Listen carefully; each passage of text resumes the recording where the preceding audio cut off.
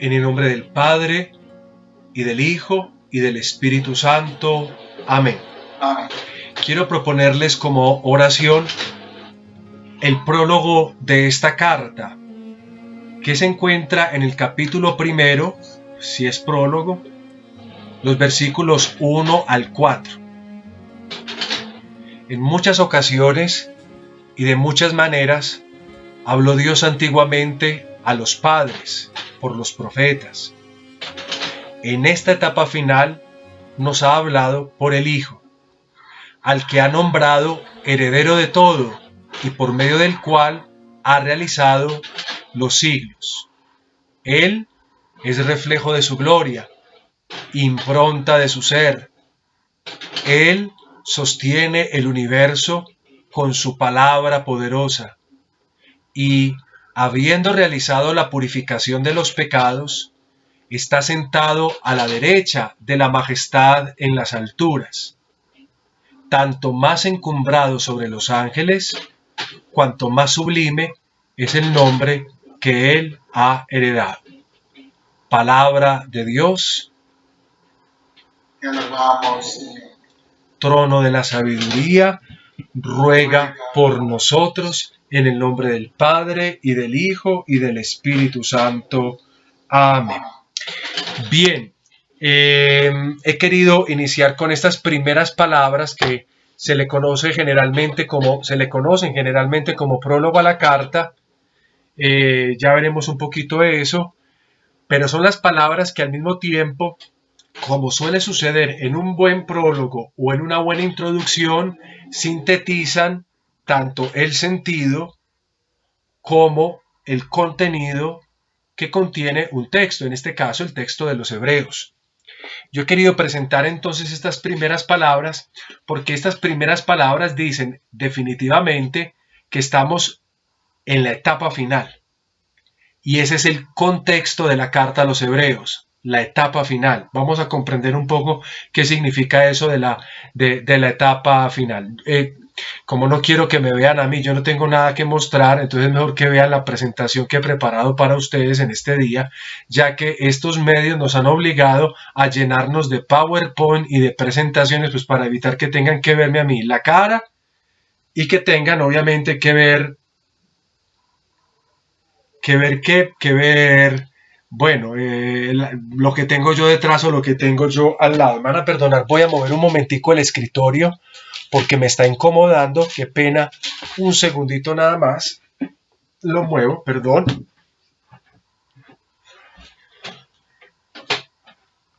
Ahí, ahora sí, exacto. Yo creo que ya, ahora sí estoy listo. Bueno, los voy a invitar entonces a que veamos la presentación que tengo para ustedes en el día de hoy. Me dirán si se puede ver o no se puede ver.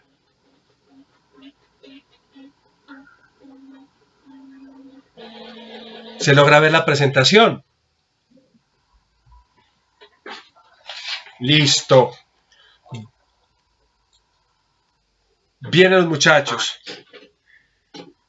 Bueno, aquí tenemos la iconografía de Jesucristo sacerdote, una iconografía que no es gratuita, una iconografía pensada gracias a que existe dentro de nuestra fe un libro considerado canónico, un libro santo que ha recibido en el tiempo el título de Carta a los Hebreos, como bien conocemos nosotros.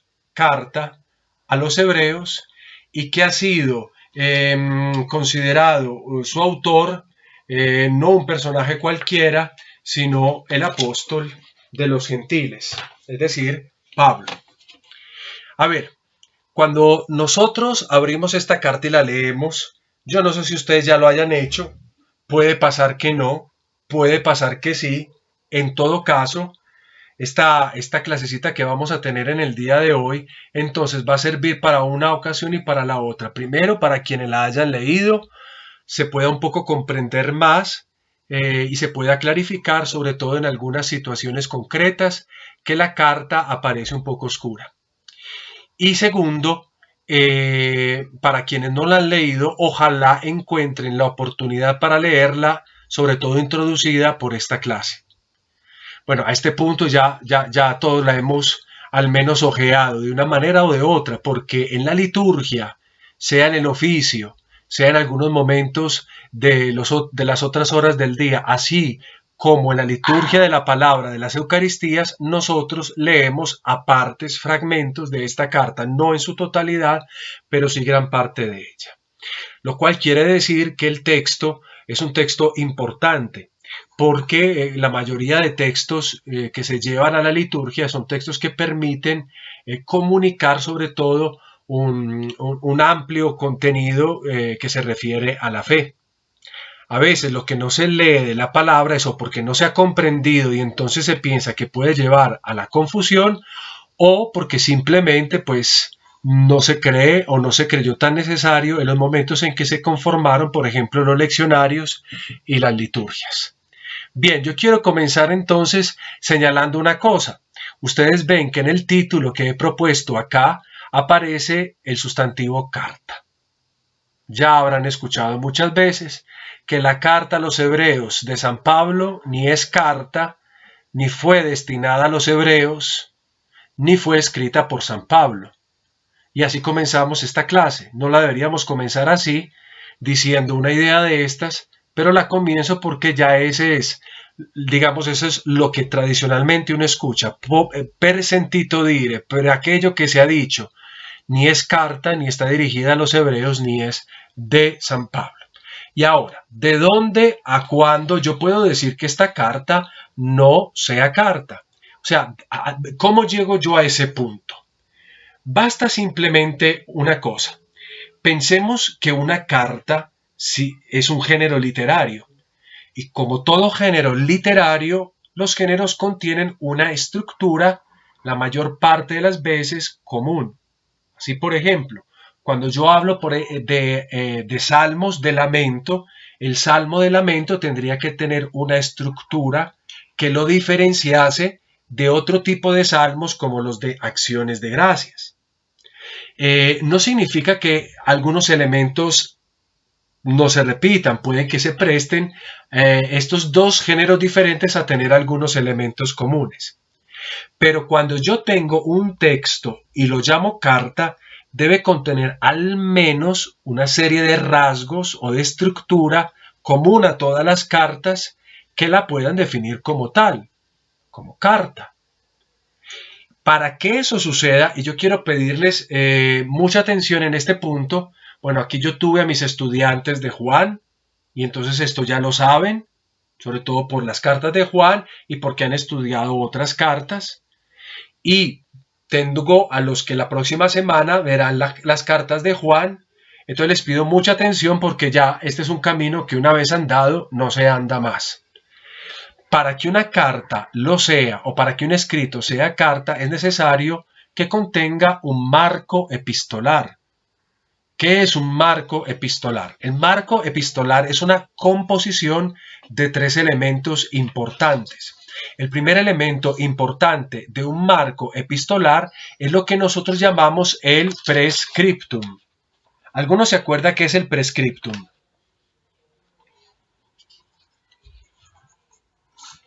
Es como principalmente el saludo y a quien va dirigida la carta. Bueno, en esencia el prescriptum, como dices tú, bueno, realmente tiene no solamente el saludo o a quien va dirigida, sino que el prescriptum tiene, primero que todo, la superscriptio. Es decir, cuando tomamos, por ejemplo, una carta, digámoslo, mejor constituida que lo que llamamos carta a los hebreos, por ejemplo, podría ser la misma carta de Juan, lo primero que va a aparecer es la superscriptio. ¿Qué es la superscriptio? Es el autor que se manifiesta. Diciendo, por ejemplo, en la segunda carta de Juan, si tienen por ahí las Biblias, dice el presbítero a la señora elegida y a sus hijos. Es decir, el hombre se presenta, él dice el presbítero, eso es, ¿quién escribe la carta? Esa sería la superscriptio. Hoy en nuestras cartas generalmente la superscriptio es otra cosa, contiene el nombre de a quién va dirigida la carta. No que en la antigüedad eso no ocurriera, ocurre, ¿y cómo ocurre? Sino que solamente el autor de la carta se puede naturalmente esconder, como lo vemos a propósito de nuestra experiencia epistolar en el Nuevo Testamento.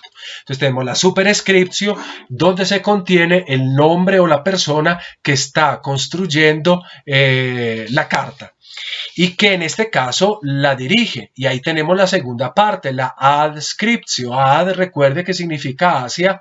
Adscriptio, ¿a quién se escribe? Adscriptio.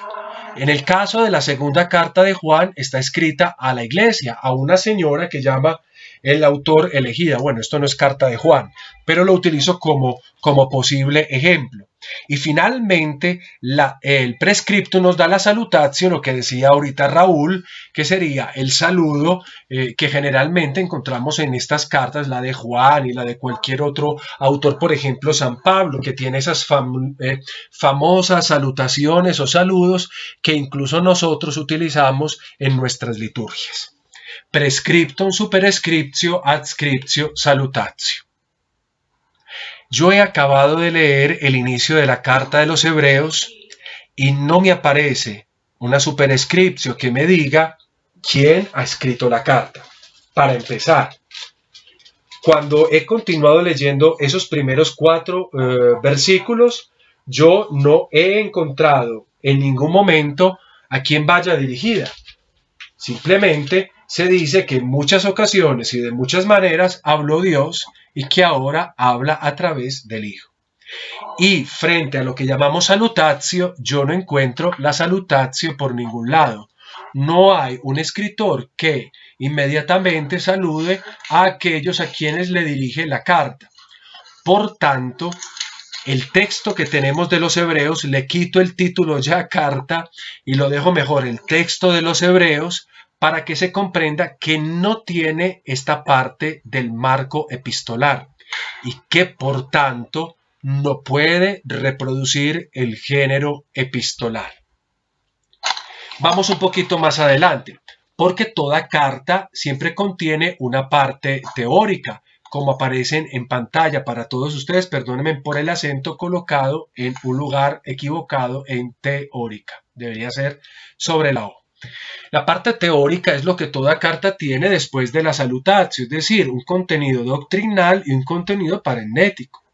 Una carta generalmente se escribe o enseñando, o demostrando, o diciendo, comunicando un mensaje particular que va a llevar a un ejercicio parennético, es decir, a una exhortación, a hacer algo. Y bueno, cuando vamos al texto de los Hebreos, esas dos cosas sí están, la parte teórica, con una parte doctrinal, e incluso podríamos intuir una parénnesis, una exhortación a algo concreto que podemos hacer en la vida, sobre todo la vida del creyente que sigue la lectura de esta carta. Entonces, por este lado, podríamos decir que aquí tenemos parte del marco epistolar, pero un marco epistolar que carece, como hemos dicho, del prescriptum, es decir, de esas 3 primeras partes, la superscriptio, la adscriptio y la salutatio. Finalmente, toda carta, si pertenece a su género, tiene que tener el postscriptum, es decir, lo que se escribe después de la parénnesis o después del contenido doctrinal, que correspondería a lo que nosotros llamamos saludos y fórmulas finales.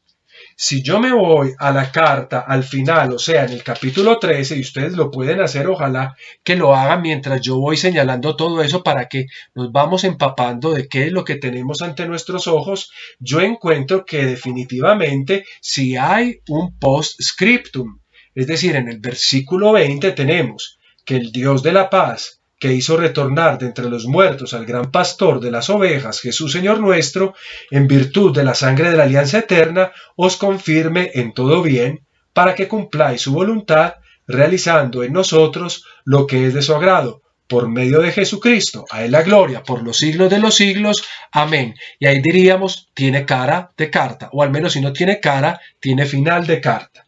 Pero después de ese saludo, los versículos 22 al 23, que parecen seguir desarrollando la carta, tienen además un elemento conceptual, un elemento histórico, que dice: os ruego, hermanos, que soportéis esta exhortación, por eso os he escrito brevemente. La verdad no es brevemente, una carta de 13 capítulos de breve no tiene nada. Si ustedes me mandan a mí una carta con una cantidad tal de palabras, pues créanme que no me la voy a leer ahorita, deseoso de leerlo a usted. La carta tiene una cierta brevedad, pero bueno, eso no es lo importante ahora. Estas cartas que nosotros tenemos, sobre todo en el Nuevo Testamento, son cartas paradigmáticas, son una novedad, son una cosa extraordinaria, que a veces tienen cara más de libros que de carta.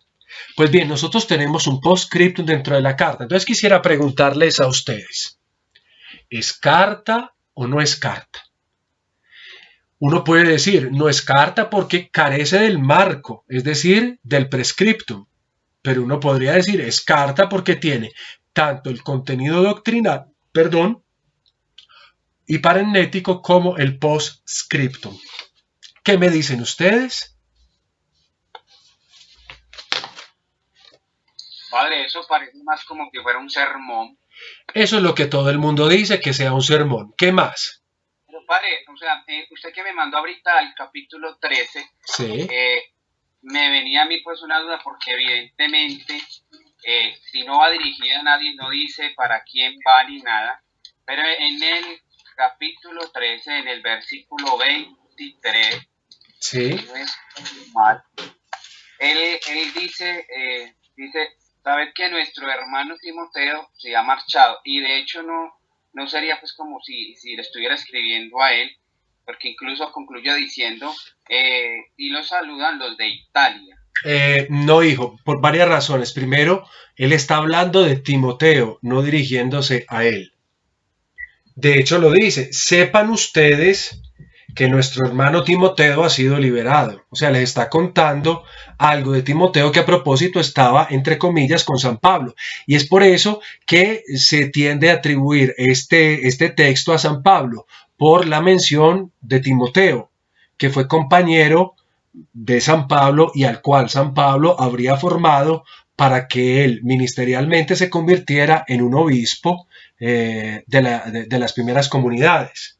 Entonces, en este caso, no, el texto no va dirigido. Más fácil uno podría pensar por lo último, que dice: saluden a vuestros dirigentes y a todos los santos, os saludo. Os saludan los de Italia. O sea que San Pablo se encontraría, si fue San Pablo en Italia, habría escrito allí en la cercanía con Timoteo una cosa es decir, una mezcla histórica, salida de los cabellos, y al final uno pensaría: ¿quién es la comunidad? Sí, la comunidad que está en Palestina.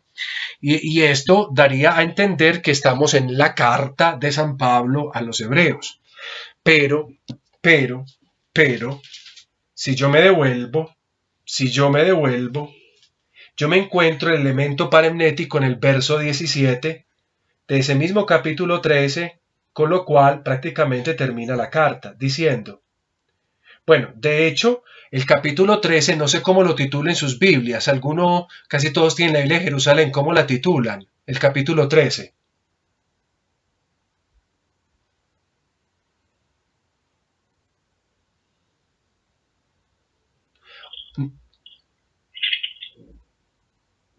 ¿O no tienen Biblias? Capítulo 13, ¿cómo lo titulan? Dice diversos consejos.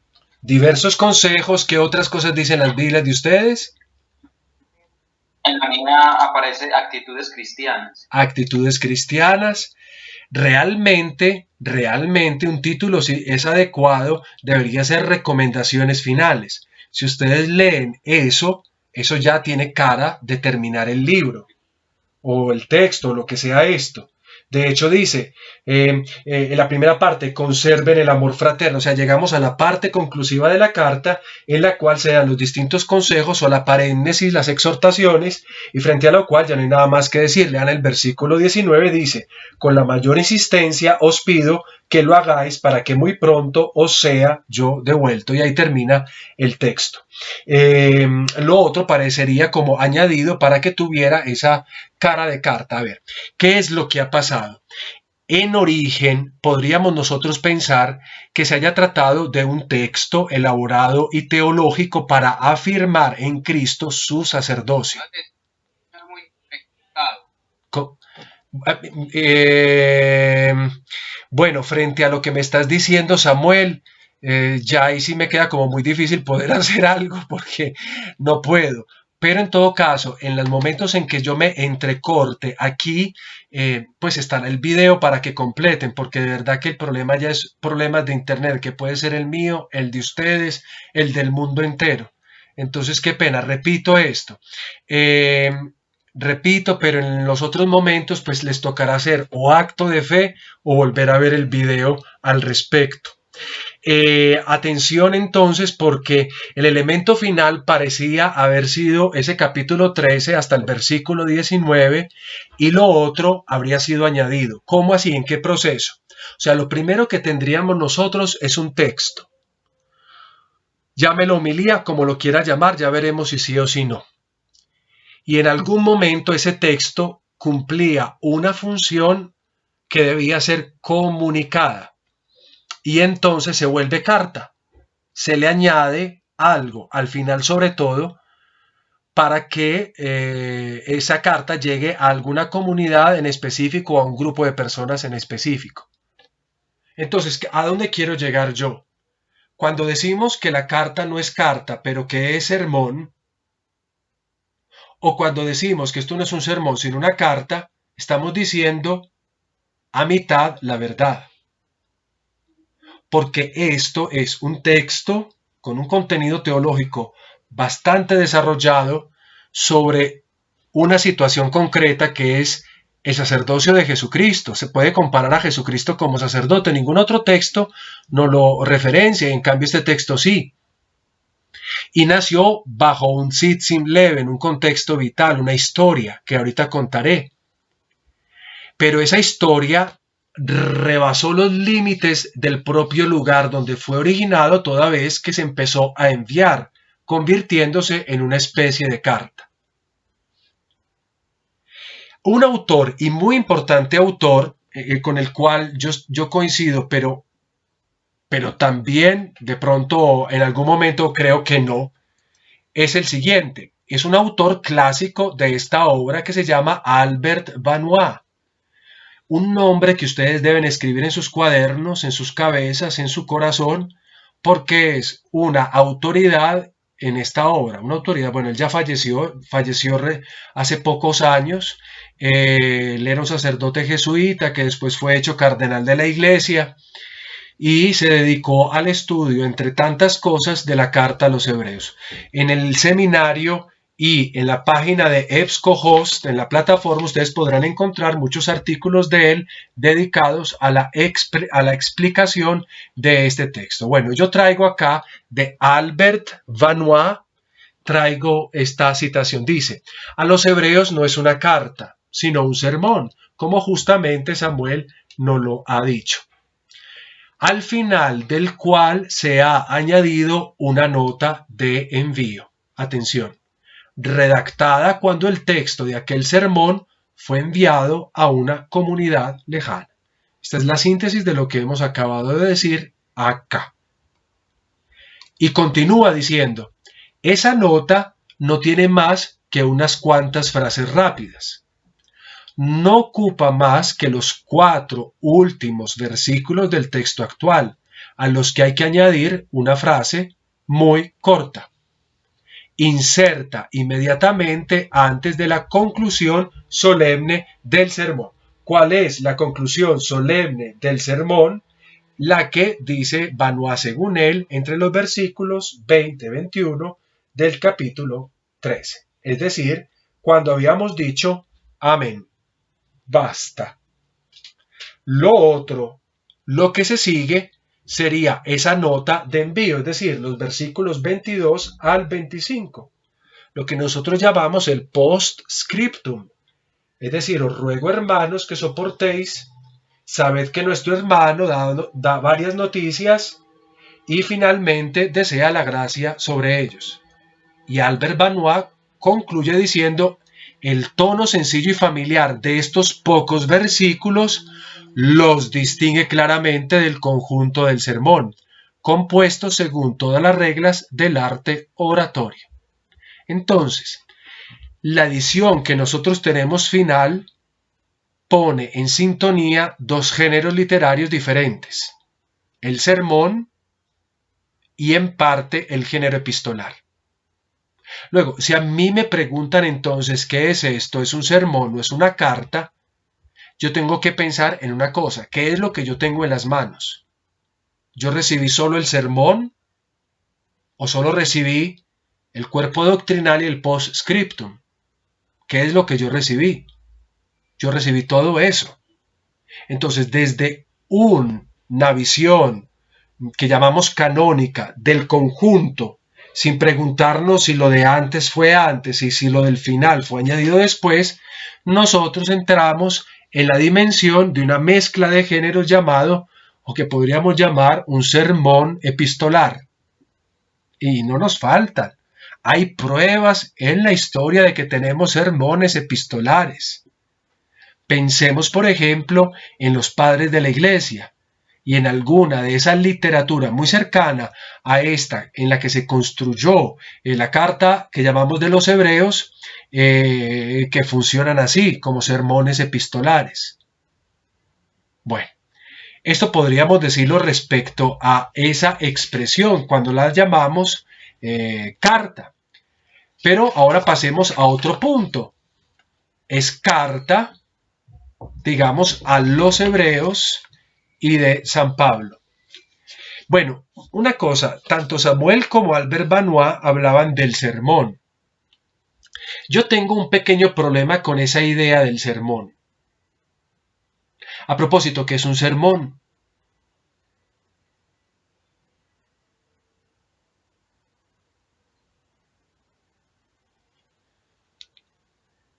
Pues recuerden que ustedes van a hacer eso prácticamente siempre. ¿Qué es un sermón? Padre, podríamos hablar de una especie de catequesis que se da partiendo de... Es una homilía. Felipe dice que es una homilía, Samuel dice que es una catequesis. Bueno, en estos tiempos de ahora uno realmente no sabe qué es una cosa y qué es la otra. Porque para nosotros sermón es homilía, homilía también puede ser catequesis y resulta que en una misma cosa todo confluyó. En la oratoria, que es el género literario del cual estaba hablando Albert Benoit, por el cual dice que esto es un sermón, el sermón es un subgénero de la oratoria. ¿En qué consiste el sermón? Y tengas en cuenta bien esto. El sermón consiste en un discurso. Y un discurso obviamente de temática religiosa. Y que generalmente se pronuncia oralmente. En el contexto del culto cristiano en este caso. Un subgénero de la oratoria tiene muchos géneros, generalmente de temática religiosa y posiblemente también generalmente pronunciado durante el culto cristiano. Si yo creo eso, si yo creo que esto es un sermón, yo tengo que suponer entonces, por lógica, que la carta a los Hebreos tenga o haya tenido un estadio oral antes de volverse libro y haya sucedido en contexto de culto. Cosa que no es posible demostrar, porque ya no tenemos los recursos para llegar hasta allá. Y cosa que es bien compleja de demostrar. Cuando hablamos de homilía, simplemente para hacer un paréntesis, ahorita que Felipe hablaba de homilía, recordemos que la homilía, más que un sermón, es un razonamiento o es una plática que se hace para explicar cuestiones también religiosas. O sea, parecen mucho al sermón, pero de hecho nuestros abuelos a la predicación de los padres la llamaban sermón y en nuestros tiempos dejamos de llamar a eso sermón para hablar de homilía. Y hay diferencias entre una y otra cosa. Que nosotros, vuelvo a repetir, volvemos todo lo mismo. No estoy diciendo que hayamos cometido algún pecado o algún mal. Recuerden que la homilía, la palabra como etimología, proviene del griego homilein. Homilein significa tener comunión con una persona, tener interacción con una persona. Eso en el ámbito de aquello que se habla. Yo hablo para entrar en comunión, en tanto que el sermón es un discurso. Bien dicho eso, nos adentramos ahora al otro problema, los hebreos. Pero tenemos que decir una cosa, que no puede ser para los hebreos. Sabemos que está dirigida para los cristianos. Si esto estuviera escrito para los hebreos, sería un insulto a los hebreos, no tendría sentido. O quizás debamos decir los judeocristianos, los cristianos que vienen del mundo judío y que obviamente son cristianos, pero proceden de este contexto. Pero la cuestión es ¿por qué se le denomina a los hebreos? Yo creo que cuando se dice a los hebreos no se refiere al destinatario de este escrito, de este sermón o discurso. Debemos de pensar algo. Pensemos en el contenido lleno de contrastes con las tradiciones judías, porque este sermón está escrito constantemente haciendo contrastes con las tradiciones hebreas. ¿Para qué?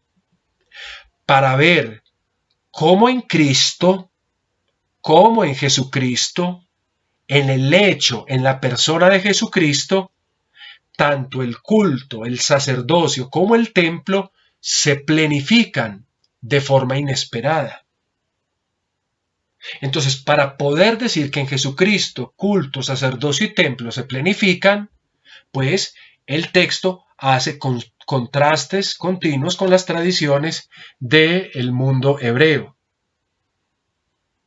Entonces, en esta línea se sigue un poco de la teología que ya venía, por ejemplo, madurando y de la cual tenemos otros testimonios. Para los que vieron y están viendo Juan, eso es lo que pasa en una construcción como la del cuarto evangelio y sus cartas, y la del Apocalipsis, que utilizando las tradiciones hebreas se hace una relectura de Cristo. Aquí estamos en una relectura de Cristo. Es la literatura de la época, del tiempo de Juan y del tiempo de los hebreos, que están prácticamente casi emparentados en cuanto a la época de la redacción. Finalmente se nos dice a nosotros que esta carta a los hebreos es carta a los hebreos y de San Pablo. Lo decíamos ahorita porque al final se intuía Timoteo y se decía que los saludos venían de Italia. San Pablo habría pasado sus últimos días en Roma y aquí tendríamos pues a Timoteo. Entonces diríamos una otra conduce a la otra. Este es San Pablo. Pero cuando leemos las cartas de San Pablo y leemos este texto que no es carta ni a los hebreos, encontramos cosas que nos dejan un poco abrumados. La primera de ellas es que el estilo de escritura es completamente diferente al de San Pablo. ¿Qué le pasó? No sabríamos decir si es de San Pablo porque escribe de esa manera. Es una cosa que yo no puedo demostrar acá, muchachos, porque para eso se necesita conocer las cartas y no simplemente haberlas leído, sino conocer el lenguaje griego con el cual el pensamiento viene estructurado. Las dos estructuras de pensamiento son diferentes. Y miren, muchachos, una cosa más, el escritor, y esto es lo segundo, tiene más relaciones con la forma en que otro autor interpreta las cosas, y me refiero a San Juan o a quien sea el autor del corpus joánico,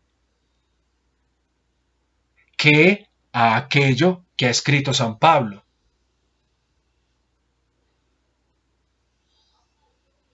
En nuestras Biblias, de hecho, esa predicación cristiana que lleva el título de A los Hebreos está colocada inmediatamente detrás de la carta de San Pablo.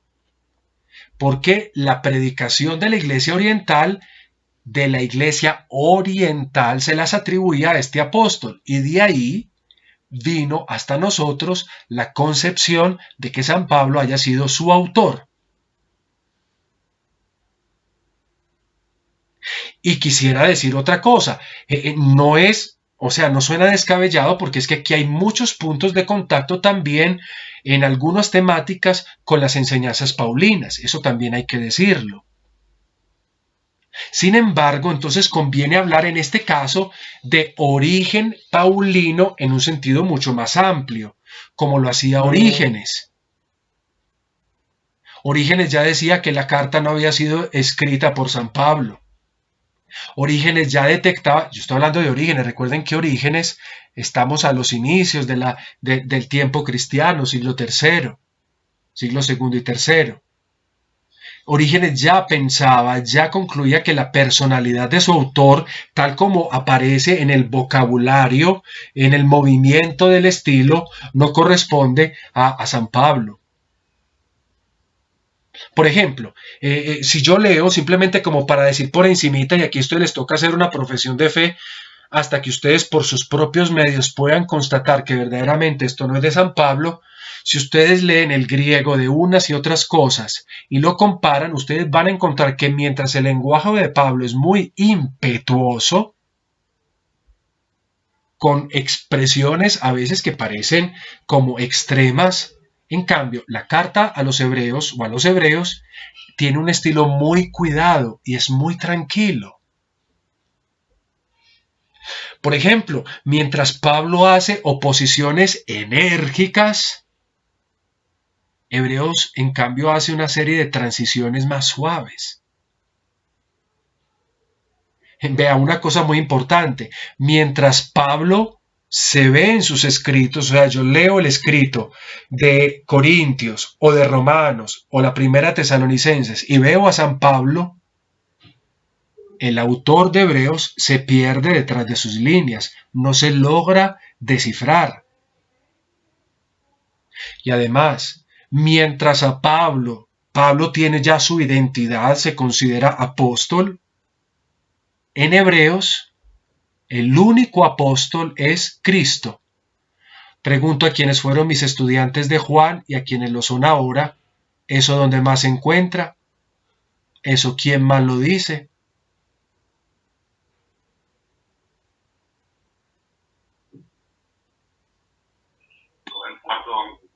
El cuarto evangelio. El cuarto evangelio deja de llamar a los 12 apóstoles porque considera que el único apóstol o enviado en su significado es Jesús.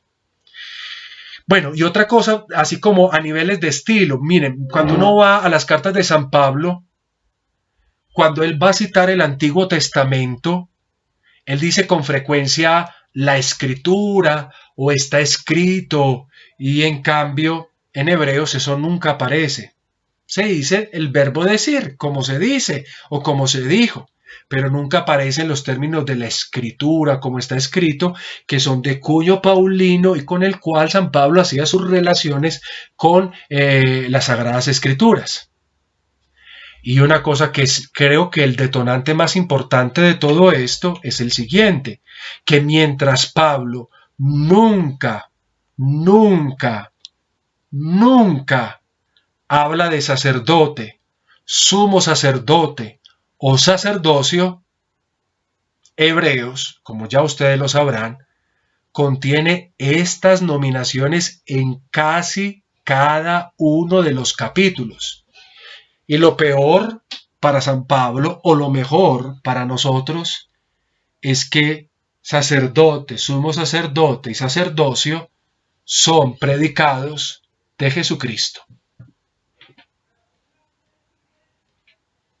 Entonces, en todo ese mundo de cosas, hay testigos antiguos de la época patrística que vieron esta atribución a San Pablo ya con mucha duda, como lo decía a propósito de Orígenes.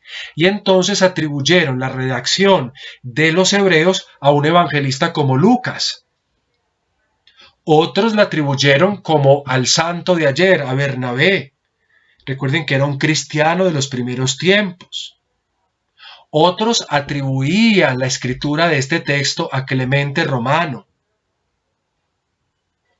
Algunos han llegado a proponer hasta los nombres de Silas o Silvano, recuerden, compañero también de Pablo. Y por eso relacionarían que los contenidos se parezcan a veces a los de Pablo.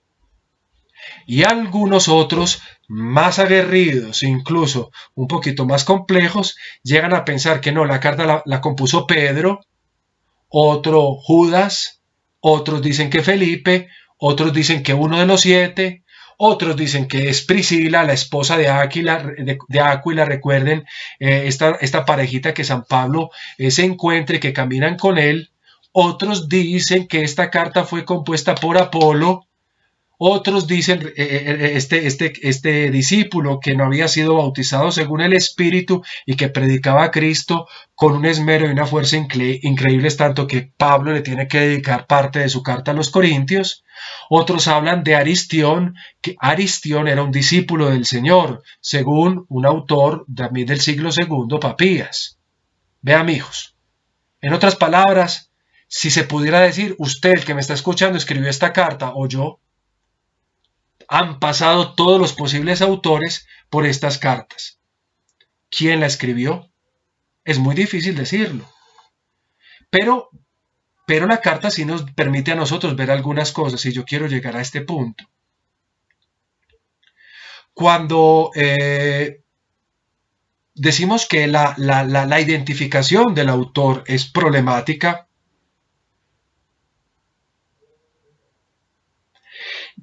pensamos que quien la haya escrito, primero que todo, tiene que tener un origen judío. Eso sí es muy claro, porque conoce las tradiciones judías como la propia palma de su mano.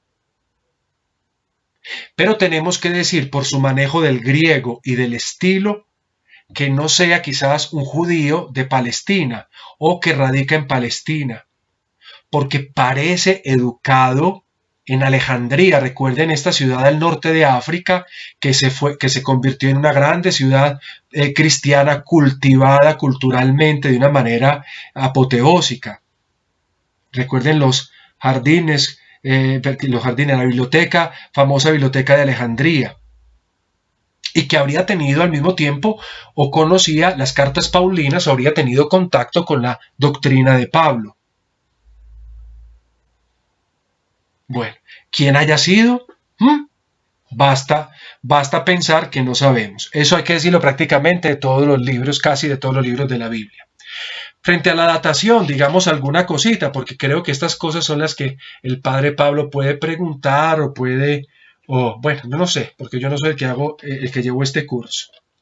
Frente a la datación, digamos que no podemos afirmar una fecha concreta, una fecha en la que haya sido pronunciado o escrito este sermón sacerdotal y mucho menos los lugares en que fue pronunciado o el lugar al cual fue enviado. Las opiniones de los estudiosos son muy variadas al respecto. Parece que es probable una fecha algo anterior al año 70.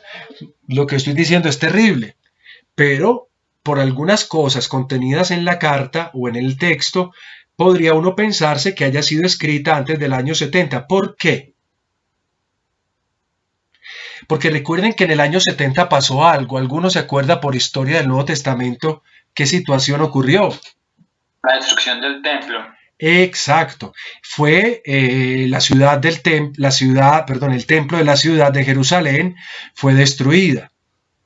Y cuando nosotros vamos por favor a la Biblia, vamos a los Hebreos, vamos al capítulo 10. Alguien que me lea los versículos del 1 al 13, del 1 al 3, por favor. 10, 1, 3. No contenía en efecto la ley más que unos bienes futuros, no la realidad no puede nunca mediante un mismo sacrificio que se ofrecen sin cesar años tras años, dar la perfección cerca. De otro modo, han cesado a no tener ya conciencia de pecado los que ofrecen ese culto una vez purificados. Al contrario, Con ellos se renueva cada año el recuerdo de los pecados. Abel, lee por favor también, porque no lo podemos leer todo. Pásate hasta el versículo 11, por favor. Y ciertamente todo sacerdote está en pie día tras día, oficiando y ofreciendo reiteradamente los mismos sacrificios que nunca pueden borrar pecados. Gracias, Abel. Miren, ¿por qué entonces diríamos que la carta podría ser escrita antes del año 70? Aunque esta precisación que estoy haciendo sobre la datación está llena todavía de grandes interrogantes. Porque la carta describe las funciones del templo, las funciones sacerdotales del templo. Es como si el templo no hubiese sido todavía destruido. Y habla como en tiempo en que en el templo todavía un sacerdote año por año entra a ofrecer los sacrificios. Bueno, esto se presta a muchos interrogantes y a muchas dudas. Pero miren una cosa, si nos volvemos al capítulo de antes, capítulo 9, versículo 10, descubrimos una cosa bien simpática.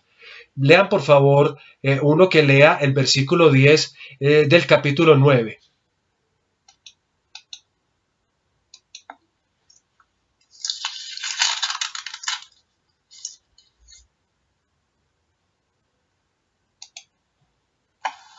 Pues no son más que prescripciones externas sobre comidas, bebidas y abluciones de todo género, impuestas hasta el tiempo de la renovación. Habla de un tiempo de renovación. Entonces, se refería a ese tiempo de renovación, a que el autor escribió todas estas cosas después de la destrucción del templo y entonces avisaba que el templo con ello había sido destruido, o se refería simplemente a una renovación de los rituales del templo, como aparece en este capítulo 9 donde son descritos, afirmando que con Jesucristo todo viene hecho nuevo. ¿Quién puede responder a esto? El autor, al que no lo encontraremos muy seguramente si llegamos al cielo, donde está seguramente riéndose de nosotros en este momento. Ahí les dejé el problema. Pero yo creo que podría suceder como el caso del cuarto evangelio que hemos estudiado ya, que fue escrito luego de la destrucción del templo, pero cuya narración no solo supone la existencia del templo, sino que casi siempre Jesús vuelve al templo para celebrar la fiesta de las semanas, la fiesta de las tiendas o cada una de las 3 Pascuas de las cuales nos habla el cuarto evangelio. Yo quiero invitarlos ahora, queridos muchachos, ya porque tenemos que ir llegando a la parte más interesante del todo, a que nos alejemos de todas estas incertidumbres que son las que generalmente nos plantean los comentarios, los estudiosos, pero que a la hora de la verdad no nos permiten saborear el contenido de la obra que tenemos en nuestras manos y que nuestros ojos pueden deleitarse en leer. Ir más allá del nombre de su autor o de su datación y descubrir algo, ¿qué es la carta a los hebreos? ¿Qué sí es esta carta? Pues miren, queridos muchachos, este es el punto más esencial, yo pienso, que de esta exposición que les voy a hacer en el día de hoy. Quizás esto es lo que nosotros debamos concluir y es quizás la motivación más grande para poder leerla. Pros Hebraios, como dice acá ante sus pantallas. Atención. Este título que ustedes ven acá en griego, Pros Hebraios, no forma parte de la obra. En los manuscritos más antiguos, las obras, recuerden, no tienen títulos. Y después en el tiempo se le añadió este título, Pros Hebraios. Y se le añadió sin tener realmente ningún apoyo, un apoyo pues explícito dentro del texto en el que se nos diga, esta carta se las dirigimos a los hebreos. A propósito, ¿por qué no llamarlos mejor judíos? En este punto yo creo que se puede advertir una clara diferencia con las cartas de San Pablo.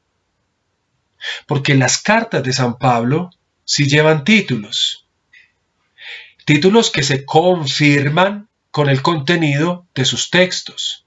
Por ejemplo, la carta a los Gálatas, en griego Aparece pros y obviamente el término Gálatas en griego. Y cuando lo leemos el contenido en el versículo segundo, se nos dice a nosotros, a las iglesias de Galacia,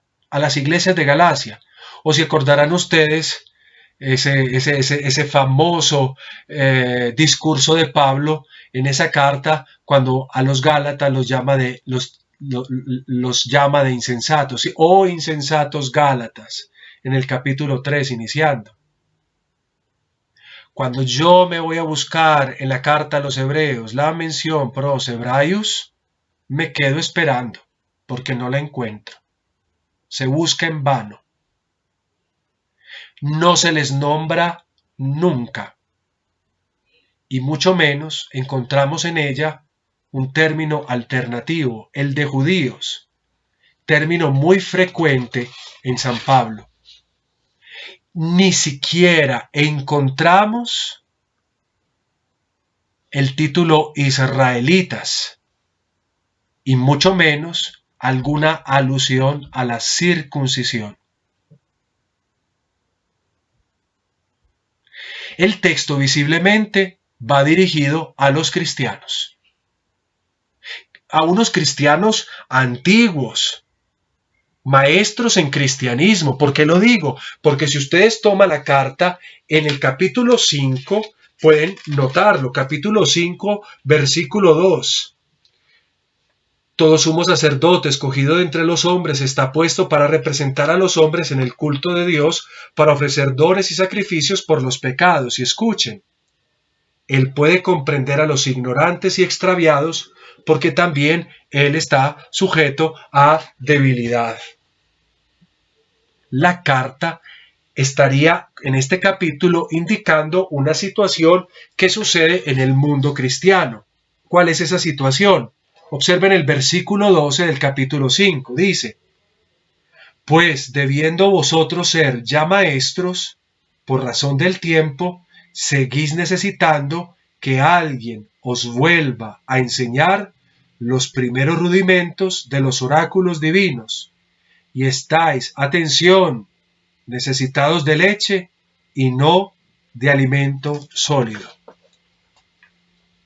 Miren, como ven, quizás ellos son los destinatarios de esta carta, cristianos antiguos, maestros en cristianismo.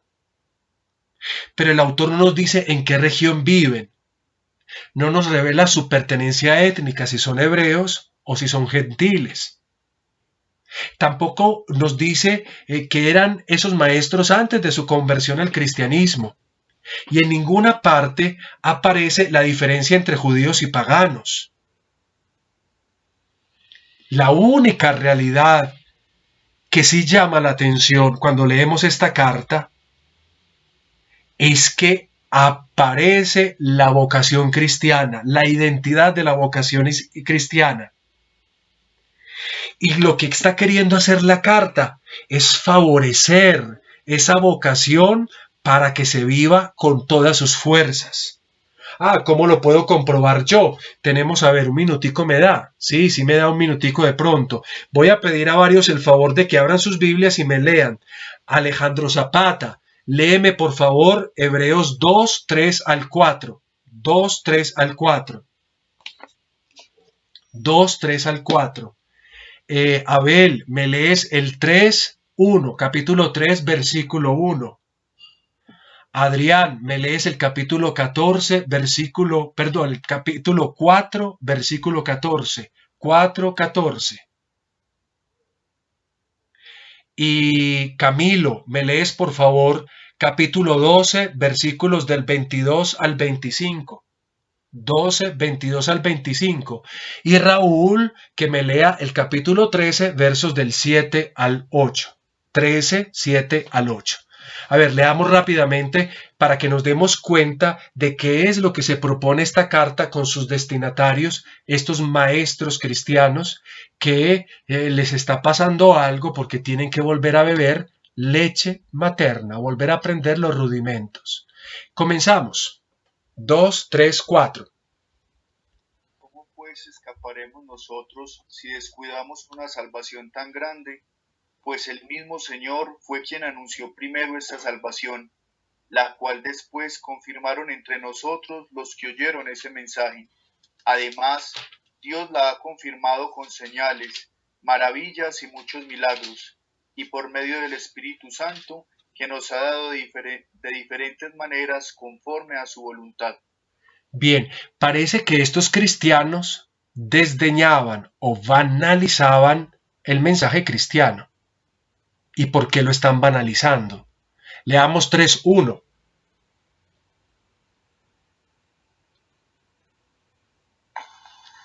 Por tanto, hermanos santos, partícipes de una vocación celestial, considerad al apóstol y sumo sacerdote de nuestra fe, a Jesús. Muy bien. ¿Qué hace entonces la carta?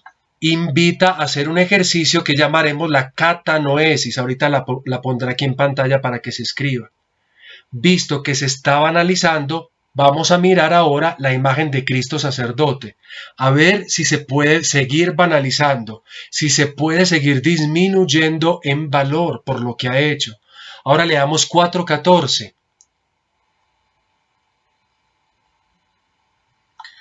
Teniendo pues un gran sumo sacerdote que penetró los cielos, Jesús el Hijo de Dios, mantengámonos nuestra confesión de fe. Bien, es ahí, ya hemos observado todo lo que ha sido Jesucristo, sumo sacerdote.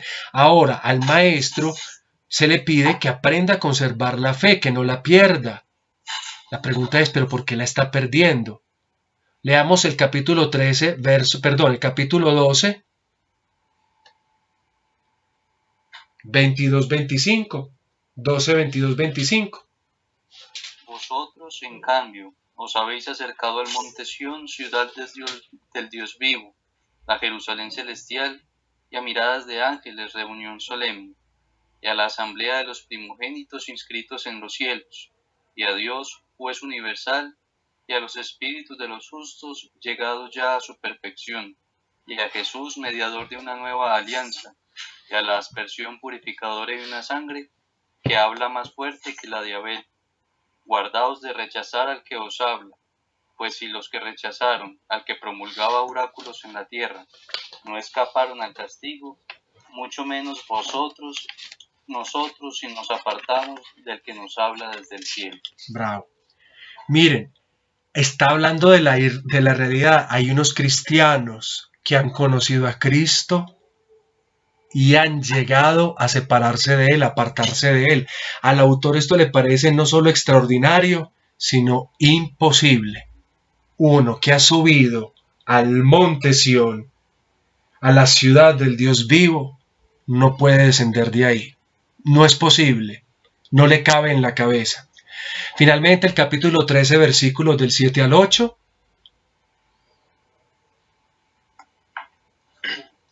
Acuérdense de sus dirigentes que les enseñaron la palabra de Dios. Miren cómo dejaron esta vida e imiten su fe. Cristo Jesús permanece hoy como ayer y por la eternidad. Bien, y es ahora que yo tengo que revelar estas expresiones, ¿a qué sirven? Mire, lo que acaba de leer Raúl dice, acuérdense, no olviden, Cristo, lo mismo que estuvo ayer, lo está hoy. ¿Cuál es la situación, el contexto vital o el sit sim leven que origina este escrito? Unos cristianos que sufren. Y porque sufren, empiezan a olvidar a Cristo. El sufrimiento les lleva a olvidar a Cristo. Y entonces el escritor les dice, acuérdense de Cristo. Y si no me creen, hay una imagen que nos ha invitado el texto, porque todos estos textos que hemos leído nos están invitando a considerar, a ver, a recordar a Cristo en su imagen de sacerdote. Vamos al capítulo 5. Vamos al capítulo 5 todos otra vez. Y vamos a leer los versículos 1 y 2 que habíamos ya leído, pero que quiero que ustedes vuelvan a tener en el corazón. Alguno que lo lea, 5, 1 al 2.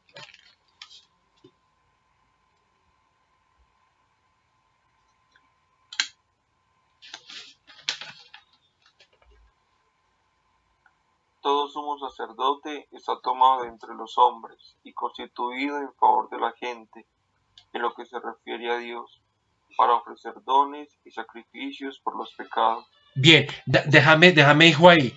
Aquí estamos en la comparación de Jesucristo, en la comparación de lo que hace un sacerdote del común. Va a hacer o va a ofrecer sacrificios no solo por los pecados del pueblo en quien él es sacerdote, sino además por sus propios pecados. Pero ¿cuál es la diferencia con Cristo? Entonces, Pipe, por favor, vete hasta el verso 4 y de ahí en adelante. Y nadie puede arrogarse tal dignidad, a no ser que sea llamado por Dios como Aarón. De igual modo, tampoco Cristo se atribuyó el honor de ser sumo sacerdote, sino que lo recibió de quien le dijo: Hijo mío eres tú, yo te he engendrado hoy. También dice en otro lugar: tú eres sacerdote para la eternidad. Bien. A la manera de Melquisedec. Aquí el texto, quédate aquí, Felipe, porque todavía falta leer. El texto nos está diciendo, bueno, hay sumos sacerdotes que ofrecen sacrificios por sus propios pecados como por los del pueblo. También Cristo es sumo sacerdote, pero no sumo sacerdote porque se lo erogó a sí mismo, sino porque le fue dado. Y un sacerdocio que es eterno. O sea, él también es sacerdote, pero hay que recordar algo de Cristo.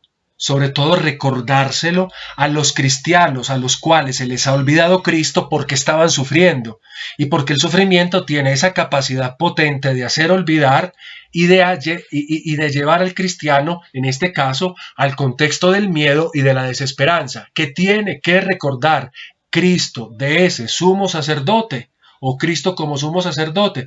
Por favor, Felipe, lee el versículo 7. Cristo, después de haber ofrecido en los días de su vida mortal ruegos y súplicas con poderoso clamor y lágrimas, a que podía salvarlo de la muerte, fue escuchado por su actitud reverente. El cristiano tiene que recordar que como sufre él, sufrió Cristo, que Cristo clamó, que Cristo gritó con lágrimas, que oró, que suplicó para que fuese salvado de la muerte como los cristianos después de él. Y entonces, ¿qué sentido tiene el sufrir? Y concluimos la lectura con el verso 8. Y, aunque era hijo, aprendió la obediencia a través del sufrimiento. Exactamente. He aquí para qué viene escrita esta carta. Viene escrita hacia cristianos que están sufriendo, pero se les ha olvidado Cristo. Y hay que recordar a Cristo que ha sufrido. Con las expresiones maravillosas y dramáticas que el capítulo 5 nos acaba de transmitir. Concluye entonces a esta idea de destinatarios, autores y todas estas cosas, habiendo, bebido un poco de la leche de esta carta, concluyo diciendo esta cosa, no concluyo la clase, sino concluyo este aspecto de la clase diciendo, o usando las palabras de nuevo del cardenal Albert Benoit, que dice, abro comillas, elección poco afortunada, repitámoslo, ya que no corresponde a la orientación esencial de la obra, que consiste en profundizar en la fe en Cristo y en dar un nuevo impulso a la vida cristiana. Por tanto, en vez del título a los hebreos, sería más justo titularla a unos cristianos. Leo de recorrido. Elección poco afortunada, repitámoslo, ya que no corresponde a la orientación esencial de la obra, que consiste en profundizar en la fe en Cristo y en dar un nuevo impulso a la vida cristiana. Por tanto, en vez del título a los hebreos, sería más justo titularla a unos cristianos. Y ahora sí me hago la pregunta para empezar a concluir. ¿Qué es entonces, después de lo que hemos dicho, qué es entonces esta carta? Pues uno, para poder solucionar las cosas tiene que leer la carta y profundizarla. Yo encuentro en la carta una estructura que puede servirle a todos ustedes. Primero, el prólogo. El prólogo lo hemos leído ya a manera de oración al principio de la clase y está en el capítulo 1 entre los versículos 1 al 4. ¿Cómo? Este prólogo prueba lo que anteriormente hemos dicho, es decir, que la carta está hecha para recordarle a los cristianos que sufren que Cristo también sufrió, que el sufrimiento es pedagogía, que el sufrimiento es pedagógico, que el sufrimiento enseña, del cual se puede aprender, y que sufrir como Cristo es parecerse a Cristo, y por eso el cristiano no debería tener miedo al sufrimiento. ¿Cómo concuerda el prólogo con eso que estamos diciendo? El prólogo nos dice que Cristo todavía habla. He dicho que el contexto vital de esta carta es un grupo de cristianos a los cuales se les ha olvidado Cristo.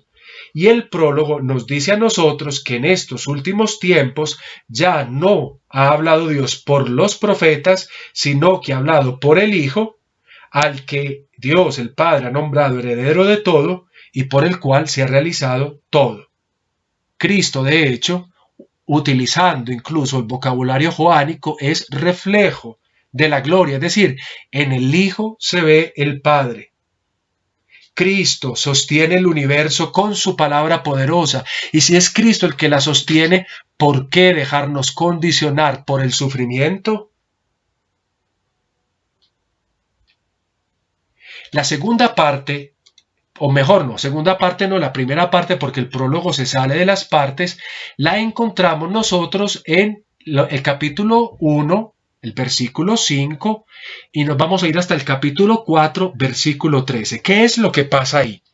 El autor va a hablar de Jesús y de su superioridad y del valor potentísimo de su palabra. O sea, lo que hace el autor es llevarnos a considerar a Jesucristo realmente divinizado y sin embargo a un Jesucristo capaz de hacer lo que San Pablo titula en sus cartas la kenosis, el abajamiento, el que todo lo puede, por el quien fue hecho cada una de las cosas, se vuelve hombre. Y este ejercicio es el que evidentemente consigue para todos nosotros la salvación. Miren, en el capítulo 2, entre los versos 14 y 18, se habla definitivamente de cómo su muerte vence la muerte vencida por la muerte. Esto es lo que quiere recordarles a sus destinatarios el autor. Volvamos a mirar a Cristo y no lo banalicemos en tres cosas. Démosle la importancia que se merece. Es que Cristo sigue inspirando nuestra realidad. Y miren, Cristo es todavía más, incluso mucho más que Moisés. Y el capítulo 3 va a trabajar a Moisés y a todo lo que fue la situación del pueblo mientras andaba en el desierto. ¿Para qué? La carta tiene una dinámica hermosísima, porque presenta el pasado de Israel como pueblo en el desierto, pasado en el que el pueblo incluso viendo los signos de Dios dudaba, y ahora el autor de la carta le está diciendo a los cristianos, ustedes están haciendo la misma cosa. Y cita textos bíblicos, porque todo este texto está construido con el tejido de diferentes textos bíblicos, como de un salmo que escuchamos nosotros en el capítulo 3, versículo 7. ¿Qué es lo que dice ahí? Ojalá escuchéis hoy la voz del Señor. Hoy su voz. Bueno, y entonces queda perfecto. Porque ¿qué es la voz del Señor? El capítulo 4 le hace exégesis al salmo que nosotros leemos como invitatorio en nuestras liturgias de la mañana. Y concluye diciendo, porque la palabra de Dios es viva y eficaz, más tajante que espada de doble filo, penetra hasta el punto donde se dividen alma y espíritu, coyunturas y tuétanos, juzga los deseos e intenciones del corazón, nada se le oculta, todo está patente y descubierto a los ojos de aquel a quien hemos de rendir cuentas. la superioridad del Hijo y su palabra. Cristo debe ser de nuevo escuchado. La palabra suya no es cualquier palabra. La voz del sufrimiento no es más potente que la voz de aquel que con su muerte venció a la muerte. La segunda parte de este escrito yo la titulo El sacerdocio de Cristo y su novedad. El autor quiere que estos maestros cristianos vuelvan a poner a Cristo donde lo tienen que poner. Y para ello inventa una imagen genial sobre el sacerdocio de Cristo y la novedad de ese sacerdocio. Esto es lo que está contenido entre el capítulo 4, versículo 14, y nos vamos hasta el capítulo 10, versículo 18. En estos capítulos, como lo dice el mismo subtítulo, se presenta la imagen de Jesucristo a modo de un rito extraño, que es el de Melquisedec, que se acordarán es un personaje del libro del Génesis que habría encontrado a Abraham. Un sacerdote, quizás de ritos o tradiciones no judías, pero sacerdote que ofrece incluso a Abraham un don especial. Aquí parece que el rito de Melquisedec, del cual también se hablará en los Salmos, se abra a la singularidad temporal del sacerdocio de Cristo, es decir, un sacerdocio que no viene más por la familia de Aarón, sino de un sacerdocio que se compra con la vida. Hemos leído ya el texto, ¿no? Jesucristo con la vida, con las lágrimas, con los gritos, se hace sacerdote, pero un sacerdote especial, porque es sacerdote que al mismo tiempo conjuga las cualidades de ser el mismo la víctima, el sacerdote y el lugar donde se ofrece, es decir, sacerdote, víctima y altar. Y es por ese Cristo por el cual se puede hacer algo nuevo, o como lo llamará el texto en el capítulo 8, una nueva alianza. Una nueva alianza que ocurre en un nuevo templo, porque es que esa es la novedad de Cristo, que todo lo antiguo vuelve a ser renovado. Y entre lo antiguo, y especialmente lo antiguo, el sufrimiento. El sufrimiento no es la última palabra del cristiano. La última palabra del cristiano para el cristiano es el mismo acto que Jesucristo realiza cuando, según el capítulo 9, versículo 24 y siguientes, entra en el templo. Ese es el resultado final de la vida, entrar en el cielo, donde el pecado y la muerte son vencidos. Y allí en ese capítulo 9 se ofrece una expresión maravillosa del mundo semítico, que algunos de ustedes de pronto habrán escuchado, epafax. Ojalá se acuerden de ella los que no la hayan escuchado aún. Epafax. Escríbala como suena. E-P-A-F-A-X. Epafax. Palabra del mundo semítico. Que a nosotros los cristianos que banalizamos el acontecimiento de la muerte y resurrección de Cristo nos sirve. ¿Por qué? En el versículo 28 aparece diciendo lo siguiente. De esta manera o de la misma manera Cristo se ofreció una sola vez. Epafax. Una sola vez. Para quitar los pecados de todos. ¿Y en qué consiste este sacrificio de Cristo? Ya pueden leer ustedes el capítulo 10, que es una maravilla. El capítulo 10 revela la condición de víctima de Cristo. Valdría una relación que se puede hacer a propósito en este texto para ir ya llegando finalmente a las conclusiones de este pequeño estudio del libro de los Hebreos. ¿Para qué servían los sacrificios?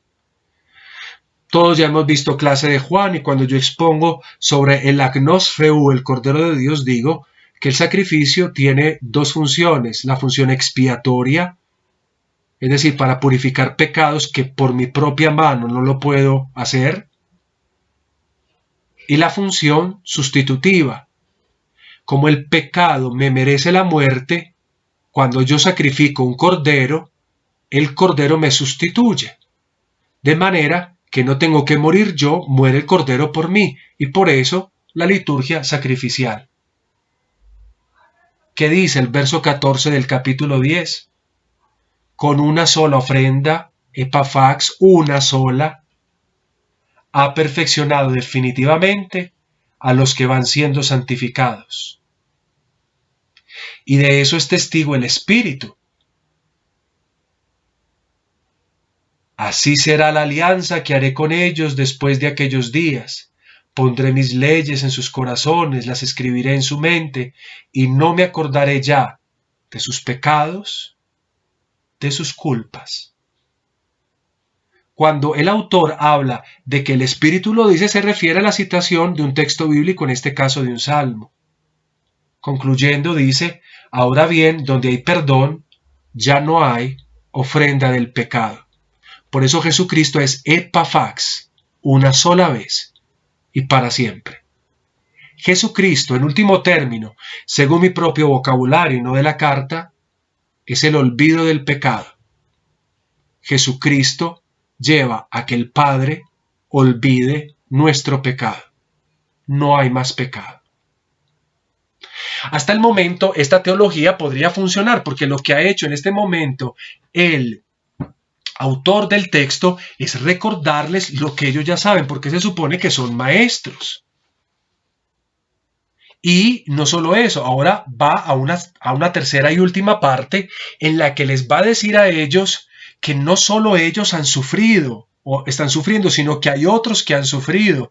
Y propone entonces esta parte, el capítulo 10, versículo 19, hasta el capítulo 13, versículo 19, donde se nos propone a nosotros mirar la fe de algunos testigos desde la antigüedad. Y entonces estos textos son de una maravilla enorme, porque recorremos la historia de la salvación, nos movemos por Abraham, por Isaac, por Moisés, y el autor hace su propia exégesis de esos pasajes bíblicos que estamos obligados nosotros por cultura, si no queremos por religión, o por religión, si no queremos por cultura, a conocerlos y hasta memorizarlos. Y insiste el autor diciendo por fe, este es el elemento estructural que hila toda esta parte, por fe, por fe, por fe. Y cuando leemos algunos de esos momentos encontramos los sufrimientos de padres como Abraham, a quien incluso Dios le pide que sacrifique a su hijo, a su único hijo, por el que luchó después de 25 años de promesa, al único que él ama, a Isaac, su sufrimiento. El capítulo 12 les dice entonces a los destinatarios, a los que están sufriendo, teniendo esa nube tan ingente de testigos, entonces corramos con constancia la carrera que nos toca. O sea, suframos y renunciemos a todo lo que nos estorba y sobre todo al pecado que nos asedia. Fijos los ojos en el que inició y completa nuestra fe. Jesús, eso es Jesús. Atención, ya vamos llegando al final. Jesús completa la fe.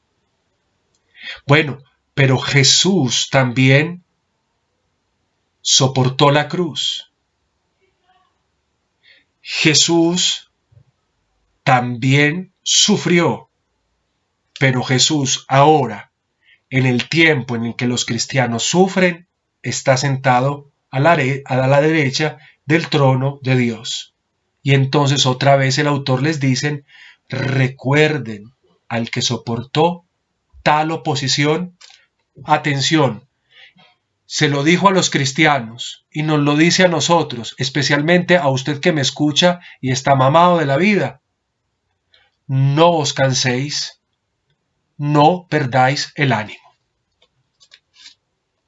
Y ahora sí concluyo esta presentación de la estructura y sus contenidos con un epílogo que más o menos ya lo hemos trabajado ahorita, que es el capítulo 13, versos del 20 al 25, al cual yo no le voy a dedicar ninguna palabrita, pues porque ya lo habíamos dicho un poco. ¿Cuál es el consejo en sencillas palabras del autor? El consejo es que sea Jesucristo a confirmar la fe de aquellos que incluso decaídos e inconscientes de lo que ha hecho Cristo, pueden restablecerse a partir de esta obra suya. Mi conclusión, a propósito del tema de si es carta o no es carta, de si es escrita o no es escrita, de si no sé qué y no sé lo otro, para mí, la carta se puede reunir, se puede asociar, se puede significar en esta primera palabra que aparece en griego acá. Esto es interpretación mía, entonces pueden hacer más o menos con esto. Para mí la carta es esto. Katanoésate. Katanoésate. Katanoésate. Les leo este versito, dice así, Hebreos 3:1. Por tanto, hermanos santos, participantes del llamamiento celestial, esas son las palabras del inicio, a ellos les dice, por tanto, hermanos, considerad al apóstol y al sacerdote de nuestra fe, a Jesús. Creo que aquí está el propósito, la dinámica que mueve la escritura de esta carta. Está concentrada en este versículo. Y yo concluyo mi clase explicándoles a ustedes este verso. Basta, simplemente como para que hagamos ejercicio de estudiar un texto, así sea un solo versículo. Lo primero que yo voy a coger es la palabra en la que yo creo está todo lo que tenemos que saber, katanoésate. La palabra katanoésate viene del verbo katanoeo, verbo griego, que significa básicamente poner en el espíritu, colocar en el espíritu, poner algo en el espíritu, en el interior, a través de los sentidos, del ver, del percibir, del observar, del mirar con mucha atención, de poner en el espíritu también por medio de la reflexión. Y por eso aquí la traducción que yo leí, no sé cómo sea en sus Biblias, puede decir considerad, contemplad, considerad con atención, fijaos con atención. La palabra, en último término, katanoeo, significa comprender, entender, darse cuenta. Mis muchachos, ustedes ya van terminando la teología. Y concluir la teología con una carta de estas, no solo con el Apocalipsis, dice tanto. El autor está invitando a la gente que sufre a que comprendan, a que entiendan, a que se den cuenta de Cristo y a que lo coloquen en su espíritu. Porque el sufrimiento tiene la cualidad de espantarlo, de sacarlo de ahí. Y por eso hay que hacer katanoeo, volver a colocar a Cristo dentro del espíritu. El Evangelio de Lucas, de hecho, utiliza la palabra katanoeo. Cuando los discípulos andan preocupados por el comer, por el vestir, por la pobreza, porque no tienen, porque el mundo se les vino encima, en Lucas capítulo 12, versículo 24, Jesucristo les dice, katanoesce, observen a los cuervos, no siembran, no cosechan, no tienen graneros, no tienen despensas, y Dios los alimenta. ¿Cuánto más valéis vosotros? Vuelve a decir katanoeo en el versículo 27, observen cómo crecen los lirios, sin hilar, sin trabajar, y os aseguro que ni Salomón con todo su fasto se vistió como uno de ellos. También Mateo utiliza la expresión katanoeo cuando le dice, ¿por qué, katanoeo, te fijas en la mota en el ojo de tu hermano y no reparas en la viga que tienes en el tuyo? También en Hechos de los Apóstoles se dice que Moisés quedó katanoeo, maravillado ante el espectáculo, y cuando se acercaba, que Moisés quedó maravillado ante el espectáculo de la zarza ardiente, y cuando se acercaba para katanoeo, para observarlo, para ponerlo adentro en su espíritu, escuchó la voz que le decía: yo soy el Dios de tus padres, de Isaac, de Abraham, de Jacob. Y Moisés, temblando, no se atrevía a mirar más. O incluso podríamos pensar en San Pablo, que también utilizó el mismo verbo en Romanos 4:19, cuando considerando a Abraham dice que Abraham no dudó su fe, incluso Catanoeo, observando su cuerpo decrépito, incapaz de dar la vida, y aún así, mirando también el cuerpo decrépito de Sara, da la vida.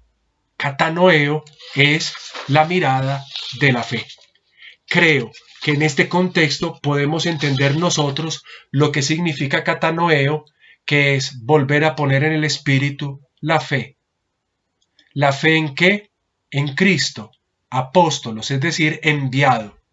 Característica sobre todo de la descripción joánica de Jesús, y que también el texto de Hebreos capta en su narración, pero no solo enviado, sino enviado como un sacerdote, es decir, como uno que sin pecado se vuelve el que ofrece la víctima, es decir, su propia vida.